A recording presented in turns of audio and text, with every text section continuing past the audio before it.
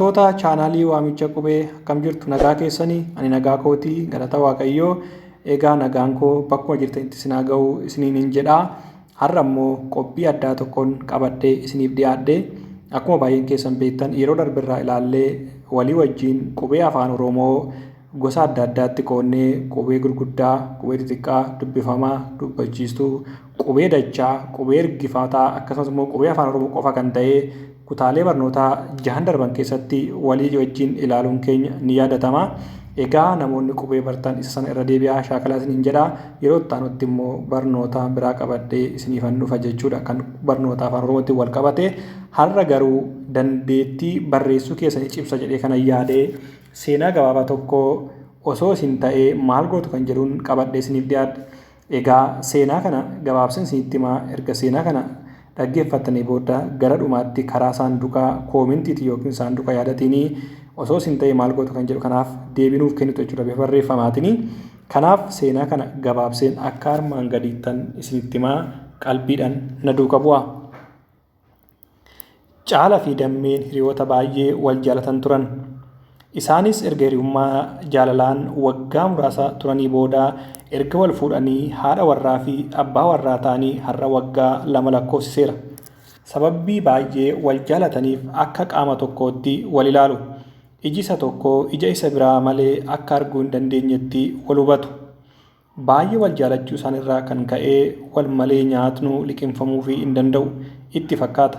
Kanaaf caalaan nyaataa yoo hin nyaanne dammeenis isa malee tasuma hin nyaattu. Caalanis akkasuma. Caalaa fi dammeen daa'ima tokko kan umriin isaa 6 ta'e qabu. Daa'ima isaanii kanas haala gaarii ta'een wal gargaaranii guddisaa jiru. Garuu osuma kanaan jiranii akka tasaa gaaf tokko dammeen dhibee ariifachiisan qabamte. Dhibeen kunis baay'ee waan itti cimeef mana yaalaa ishee fiduun caalatti dirqama ta'e. Caalaanis hatattamaan daa'ima isaanii ollaatti dhiisee dammee fudhatee gara mana yaalaa imale. Akkuma mana yaalaa ga'een kutaa galmeetii kaardii maqaa dammeetiin baasee gara kutaa yaalaa ariifachiisatti imale. Yeroo gara kutaa yaalaa sana ga'u namoonni yaalamuuf achi jiran lakkoofsan baay'eedha. Caalaanis dammee siree sochooturra ciibsee yaaliidhaaf dabaree waamicha maqaa dammee jedhu hanga waamanitti dhaga'uuf akka morma isaa ol dheeresseen gadi hin deebisin. Namoonni hunduu waamamanii yaalii argatanii garuu kan dammee jedhee waamu namni tokkoyyuu waan hin jirreef kan yaalamuuf dhufanis dammeen alatti hunduu yaalamanii waan ta'eef dhimma kana adda baasuuf Caalaan dammee alatti dhiisee gara kutaa yaalii ol seenee doktora yoo gaafatu namni maqaan ishee dammee jedhamu galmee keessa akka hin jirre doktorri adda baasee itti hime. Caalaanis kun akkamitti ta'a jedhee gaafa rifatu doktorri immoo namni maqaan damee jedhu kan yeroo hedduu waamne dhabne maqaan isaa as jira jedheen. Doktorris gaafa tilmaamu akka namni kutaa galmee kaardii keessa hojjetu dammee jechuutti dogongora sagalee maalaaffisuun damee jedhee akka barreesse hubate. Caalaanis gaafa kana dhaga'u rifatee gara caaltutti yoo deebi'u caaltuu lubbuun ishee darbeera. Caalaanis rifatee of wallaalee waanuma godhu dhabe. Kana biraan dammeen daa'ima harmee hodhu kan 6 waan qabduuf caalatti guyyaan dukkanaa'e. Qorannoo booda taasifameen ogeessonni fayyaa akka hubatanitti dammeen osoo yaala argattee salphaatti lubbuun ishee ni oola ture jedhu. Dogongora kanaaf eenyutu gaafatamuu qaba? Osoo isin ta'ee maal gootu?